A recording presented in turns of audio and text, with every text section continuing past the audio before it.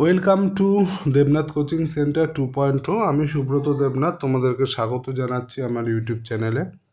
আজকে আমি প্রত্যেক দিনই ফিটার ট্রেডের এক একটা টপিক নিয়ে তোমাদের সাথে আলোচনা করছি আমার ব্রহ্মাস্ত্র পিডিএফ থেকে, ঠিক আছে, যেটা আমার ড্রিম প্রজেক্ট একটা। তো আজকে আমরা আলোচনা করব মেটালের ফিজিক্যাল প্রপার্টি আর মেকানিক্যাল প্রপার্টি নিয়ে, ঠিক আছে, মোস্ট ইম্পর্ট্যান্ট দুটো টপিক। ঠিক আছে, ভিডিওটা শেষ অবধি দেখবে।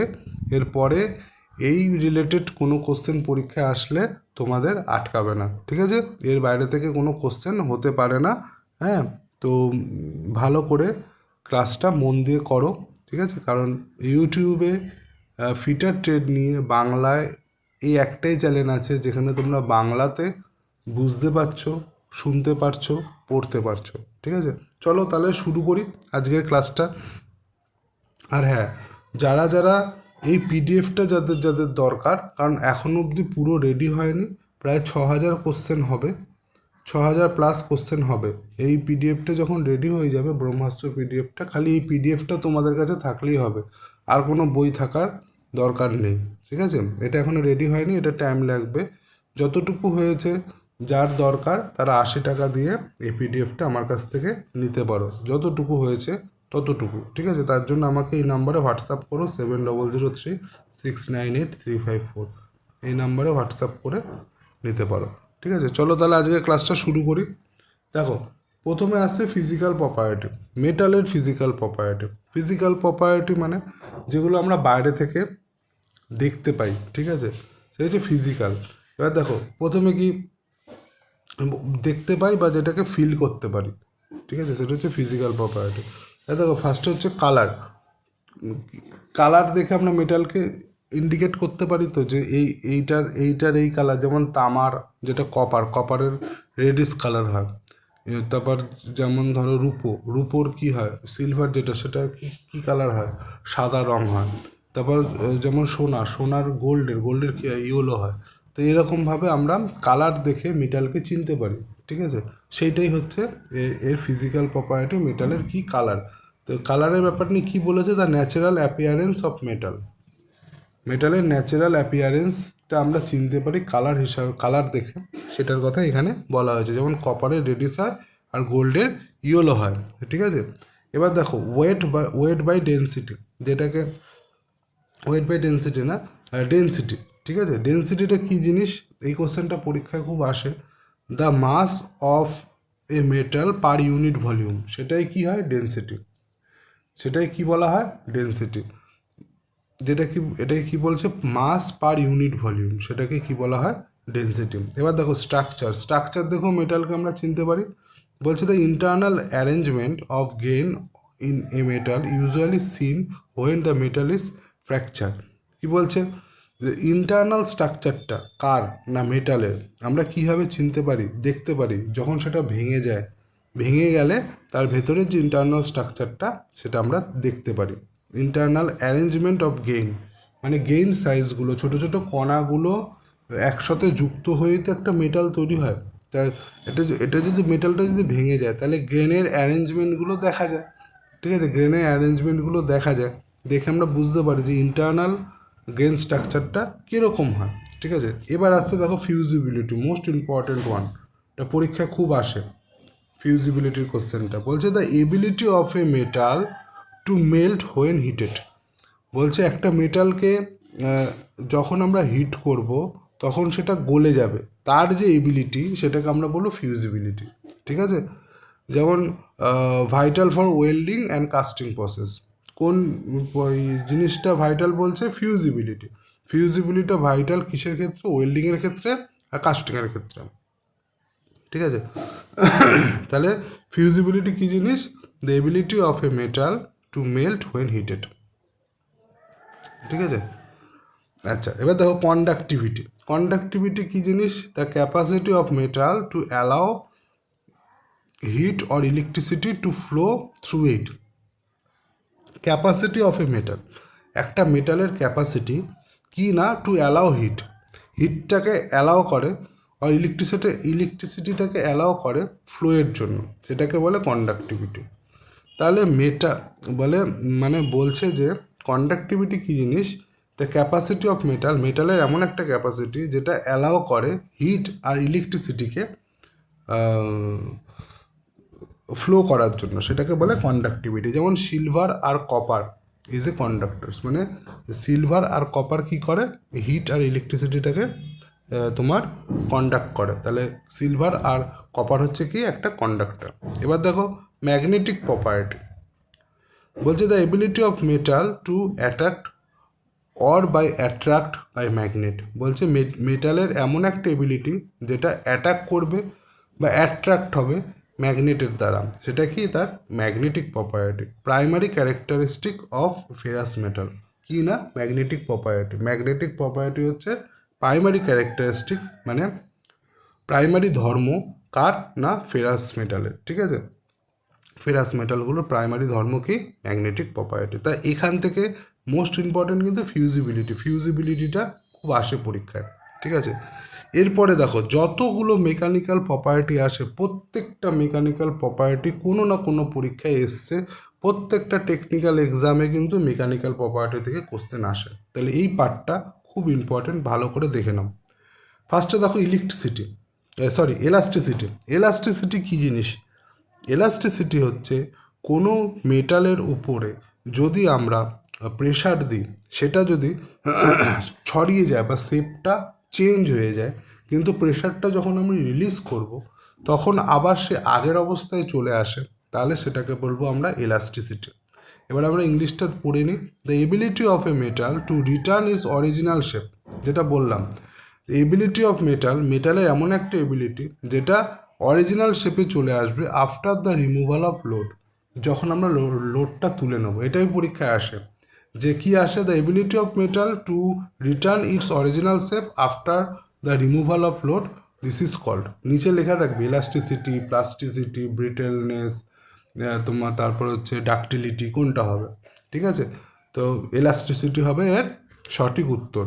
যদি আমরা লোডটা প্রেশার একটা মেটালের উপর লোড দিই, লোড দিলে শেপটা চেঞ্জ হবে, আবার লোডটা তুলে নিলে যে আগের শেপ ছিল সে আগের শেপেই চলে আসবে, সেটা হচ্ছে ইলাস্টিসিটি।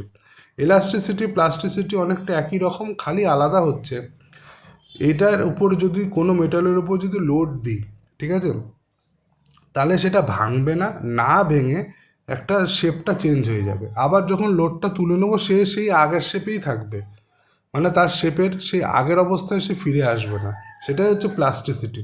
ইলাস্টিসিটির ক্ষেত্রে কী হয়? লোডটা যখন আমি তুলে নেব, লোডটা তুলে নিলে সে আগের অবস্থায় চলে যাবে, আগের শেপে ফিরে আসবে। কিন্তু প্লাস্টিসিটির ক্ষেত্রে কী হয়? লোডটা যখন আমি তুলে নেব, মেটালটা আগের অবস্থায় ফিরে আসবে না।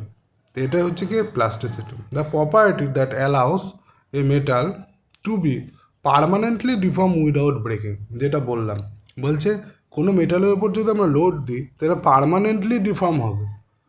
হ্যাঁ, লোড দিলাম, শেপটা চেঞ্জ হয়ে গেল, আর শেপটা যে চেঞ্জ হলো এটা পারমানেন্টলি চেঞ্জ হয়ে গেল, এটা আবার আগের অবস্থায় ফিরে আসবে না উইদাউট ব্রেকিং, মানে ভেঙে না গিয়ে। তাহলে এটা কী হলো? এটা হচ্ছে প্লাস্টিসিটি। নেক্সট দেখো, নেক্সট হচ্ছে ডাকটিলিটি। ডাকটিলিটি কী জিনিস? কোনো মেটালকে, যে মেটালগুলো তার তৈরি করতে পারি, যে মেটাল থেকে আমরা তার তৈরি করতে পারি, তার ওয়্যার, সেগুলোকে বলবো ductility. The property that allows a metal to be drawn out into thin wire.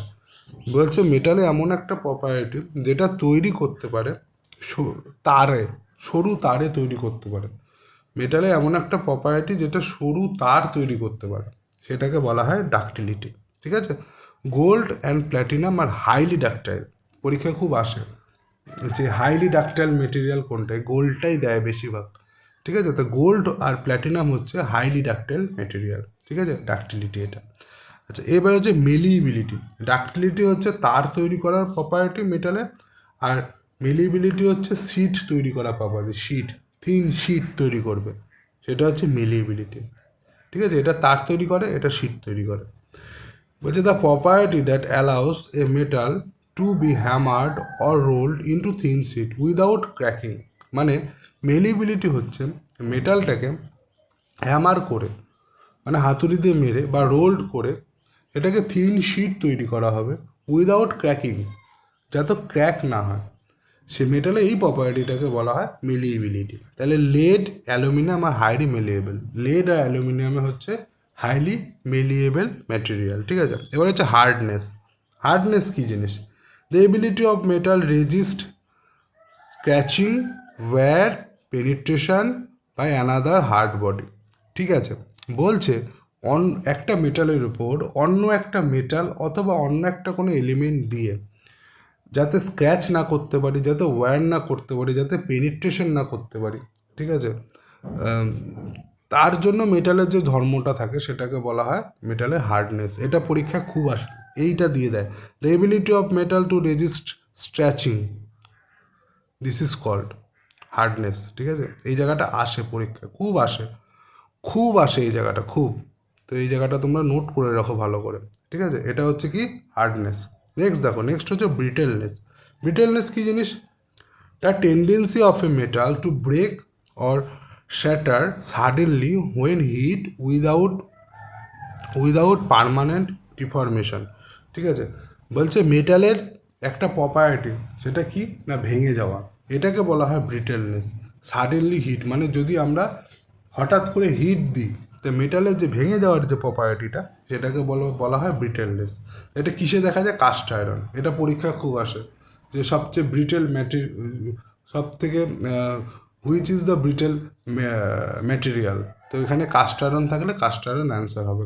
Cast iron is a classic example, ঠিক আছে। তো কাস্ট আয়রন হচ্ছে কি ব্রিটেল ম্যাটেরিয়াল, ঠিক আছে।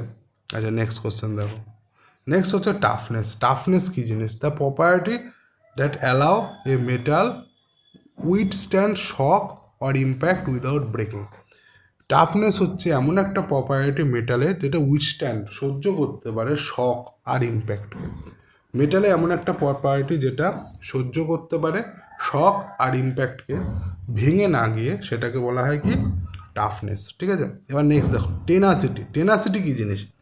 The ability of metal to resist being pulled apart when subject to tensile pulling force, ঠিক আছে। এটাকে বলা হয় টেনাসিটি, ঠিক আছে। টেনাসিটি হচ্ছে অ্যাবিলিটি অফ মেটাল যেটা রেজিস্ট করতে পারে being pulled apart when subject to tensile pulling force. Tensile pulling force দিলে সেটা কী করতে পারে?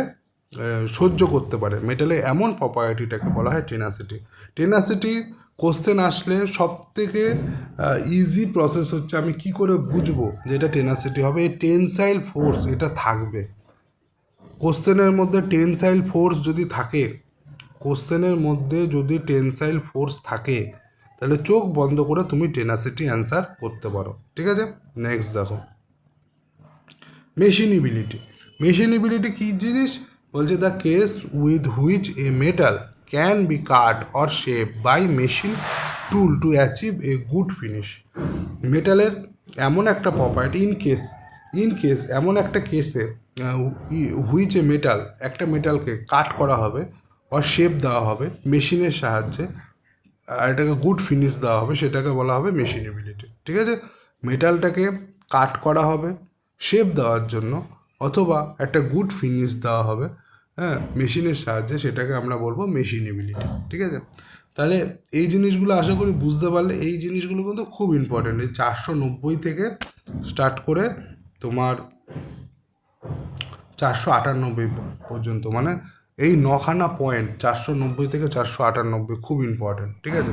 তাই আমি এখানে একটা সাম অফ করে দিয়েছি, মানে যেটা তোমাদের একবার দেখলেই যেন এটা একবার রিক্যাপ হয়ে যায়। খুব সুন্দরভাবে করে দিয়েছি, এই জায়গাটা দেখে নাও। ডাক্টিলিটি কী জিনিস?